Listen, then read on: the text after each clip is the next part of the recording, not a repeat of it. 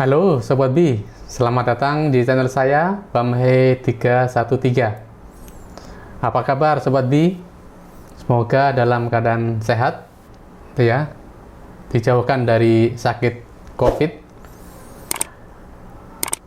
Pada video kali ini saya mengambil judul masih percaya dengan statistik, ya. Saya sengaja mengambil judul ini karena beberapa waktu yang lalu saya ketemu dengan seorang dan di mana dia itu tidak percaya dengan statistik.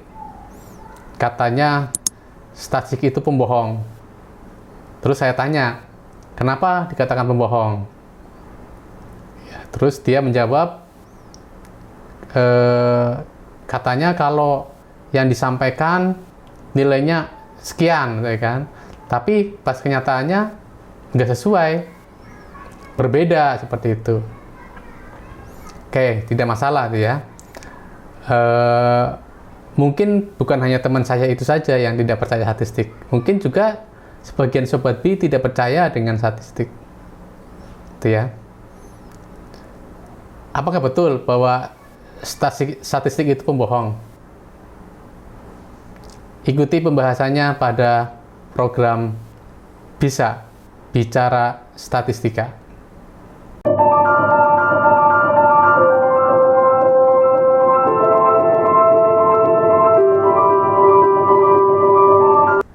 Berbicara mengenai kebohongan statistik, maka kita harus tahu apa itu kebohongan, gitu ya. Tadi seperti yang sudah saya jelaskan di prolog bahwa statistik itu dikatakan bohong karena ada ketidaksesuaian, gitu ya, antara apa yang diomongkan dengan fakta sebenarnya. Itu namanya kebohongan. Itu dalam statistik sebenarnya dinamakan error. Ya. Nah, sekarang kita lihat apa itu statistik.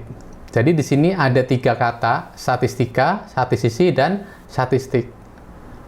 Nah, Sobat B nggak usah bingung, ya. Kalau statistika itu ilmunya, kalau statistis itu orangnya, dan kalau statistik itu adalah ukuran yang dihitung dari data. Jadi ada sebuah data, ya, kemudian dihitung. Apa aja yang dihitung? Ada rata-rata, median, modus, variansi, dan sebagainya. Itu ya. Itulah statistik. Ya, ukuran-ukuran yang dihitung dari data. Walaupun banyak statistik yang ada di ilmu statistika, tapi biasanya yang dipakai cuma 2, yaitu rata-rata sebagai wakil dari ukuran memusat dan variansi sebagai wakil dari ukuran atau menggambarkan sebaran data. Nah, selain itu, Sobat B juga harus tahu apa itu populasi, sampling, dan sampel. Jadi populasi itu adalah kumpulan semua unit, ya, unit-unit statistik. Misalkan penduduk Indonesia, misalkan itu populasi. Jadi semua dari komponen atau semua unit dalam sebuah penelitian itulah namanya populasi. Kemudian sampel. Nah, sampel itu adalah bagian dari populasi, itu ya, bagian dari populasi. Dan sampling itu adalah teknik pengambilan sampel. Nanti pada video yang akan datang saya akan khusus membahas mengenai sampling. Tapi di sini saya tidak akan berbicara mengenai sampling, gitu ya. Nah, apa itu sampling? Sampling itu adalah proses pengambilan sampel. Jadi misalkan ada sebuah populasi, gitu ya. Populasi tentang apa? Tentang X. Misalkan pendapatan penduduk Indonesia, misalkan. Nah, biasanya kalau populasi itu dilambangkan dengan N besar. Populasi itu juga punya statistik, gitu ya, yang kita sering menyebutnya parameter. Ada juga rata-rata, ada juga simpangan baku, variansi, dan sebagainya. Sama seperti sampel.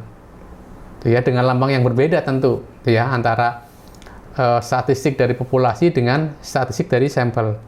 Kemudian akan diambil sampel dengan ukuran biasanya N kecil, dia juga punya statistik atau punya parameter.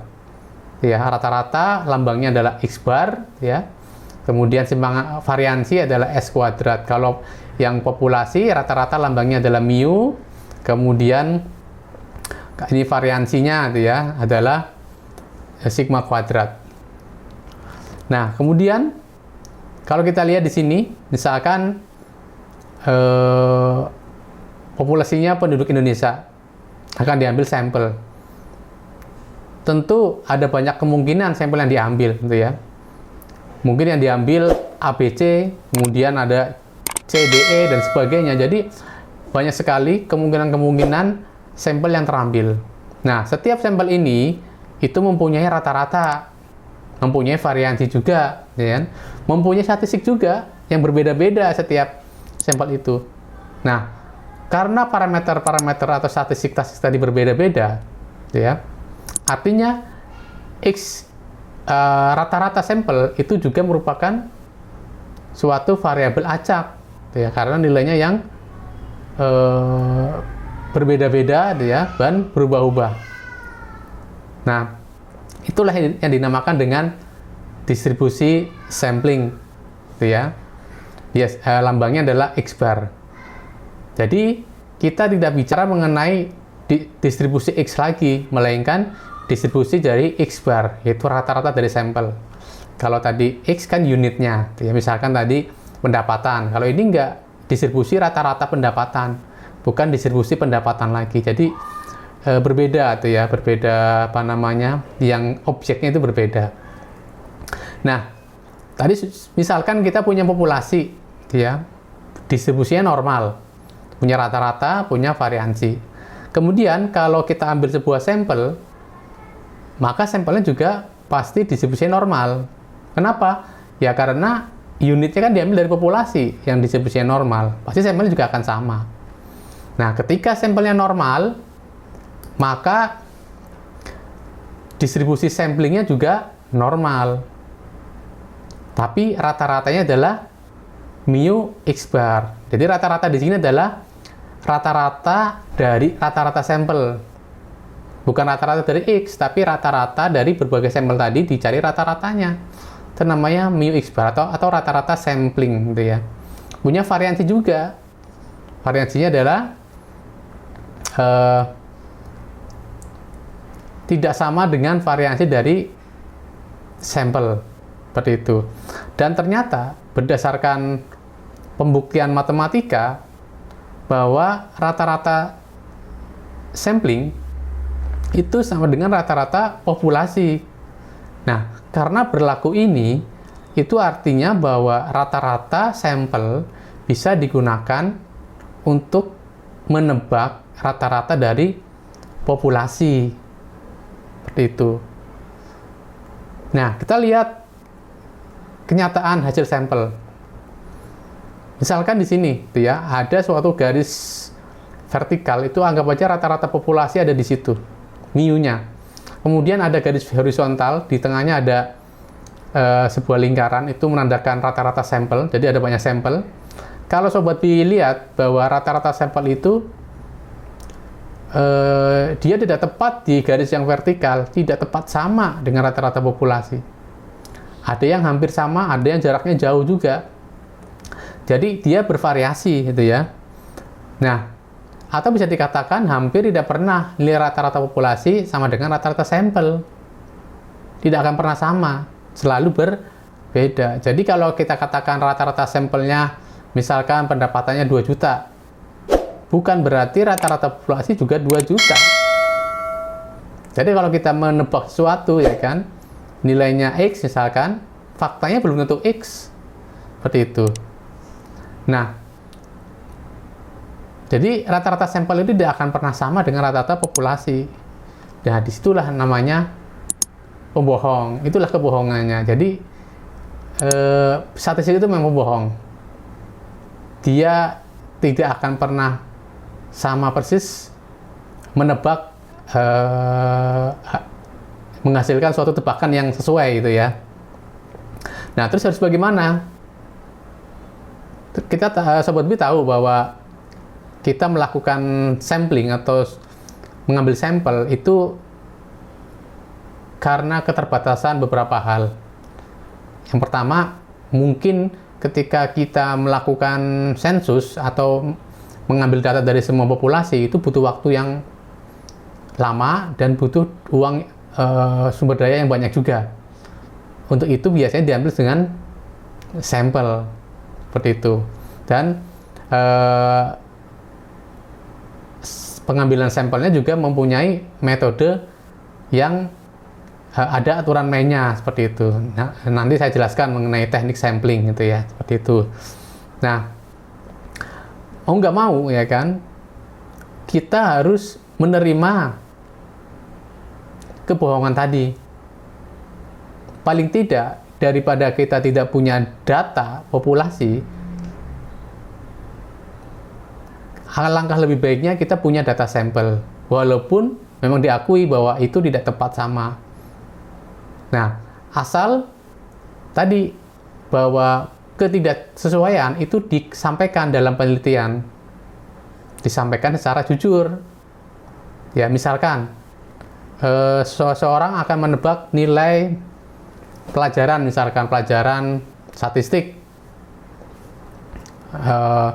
ditebak ya kan, saya menebak bahwa rata-rata nilainya nanti sekitar 70 ya, dengan selisih 5 misalkan, berarti kisaran nilainya antara 65 dan 75. Artinya nanti kenyataannya gitu kan, itu belum tentu 65, tapi tidak akan lebih dari 75, tidak akan lebih dari tidak akan kurang dari 65 gitu ya, dan tidak tepat dengan 70, jadi di kisaran itu. Nah, contoh misalkan ini adalah selang, namanya selang kepercayaan gitu ya, hanya untuk menggambarkan saja, yaitu suatu selang di mana seorang peneliti bisa dipercaya omongannya, hasilnya gitu ya. Jadi selang ini menjamin gitu ya, bahwa rata-rata populasi itu ada di selang itu, ada di garis itu gitu ya. Dan paling jauh, rata-rata mu ini paling jauh itu ada di ujung selang. Itu besarnya adalah nilai dari Z alpha per 2 gitu ya, dikalikan dengan simbangan baku dibagi dengan akar dari sampelnya. Nah, inilah yang namanya error atau kebohongan tadi gitu ya. Memang ada kebohongan, tapi kebohongannya terukur. Jelas ya. Kemudian selang kepercayaan itu ada berbeda-beda panjangnya. Tergantung apa? Tergantung pada ukuran sampel dan nilai alfanya. Itu ya. Kalau ukuran sampelnya makin besar, maka selangnya makin mengecil. Itu ya. Ingat, kalau selangnya makin mengecil, maka makin bagus.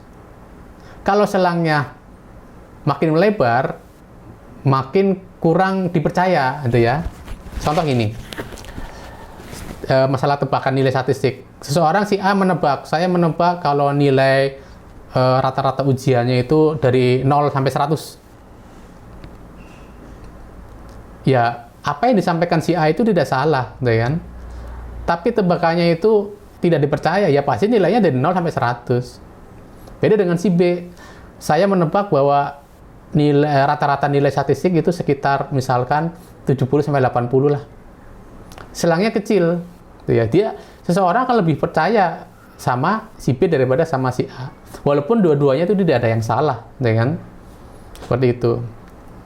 Nah, yang kedua adalah nilai alfa.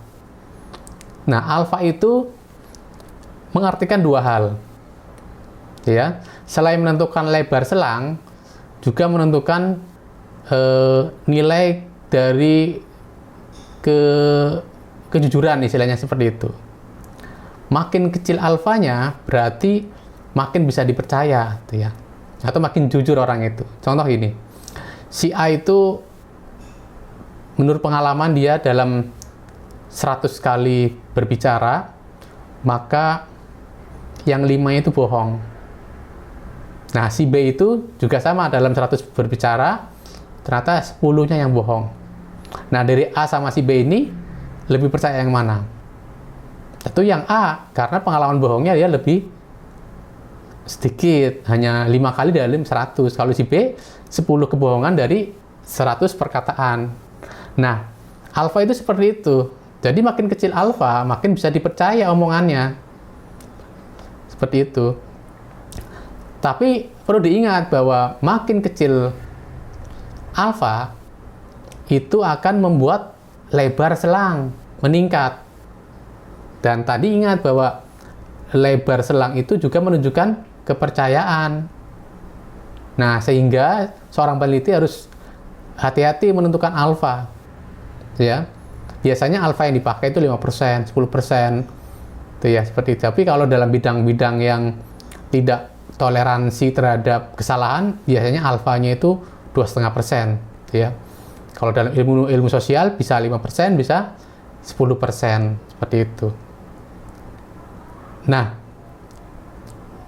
dari selang ini, ya kan, Sobat Bi akan tahu bahwa ketika seorang peneliti menyampaikan suatu estimasi, maka harus disertai juga dengan potensi dari errornya tadi atau kebohongannya.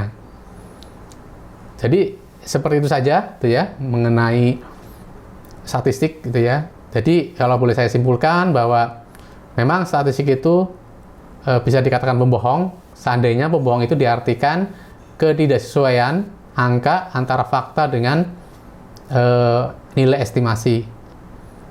Dan kita, gitu kan, harus menerima, gitu ya, hasil statistik itu. Karena apa? Karena daripada tidak mempunyai informasi apapun, lebih baik kita mempunyai informasi walaupun mengandung suatu kesalahan, gitu ya. Asal kesalahan itu disampaikan secara jujur oleh si peneliti. Dan kesalahan yang dibuatnya itu juga merupakan kesalahan yang terukur. Begitu, bagaimana Sobat Bi? Itu ya. Silakan bagi yang masih tidak percaya dengan statistik, itu ya, silakan. Tapi apapun itu, bahwa statistik itu sangat membantu kita untuk melakukan suatu perencanaan-perencanaan ke depan, ya, sehingga dengan statistik maka manusia itu bisa melakukan suatu tindakan untuk pencegahannya jika memang hasilnya itu jelek misalkan, dan sebagainya, itu ya. Baik, sampai di sini saja penjelasan saya terkait serial statistika. Sampai jumpa pada video yang akan datang. Jangan lupa like and subscribe video saya. Sampai jumpa.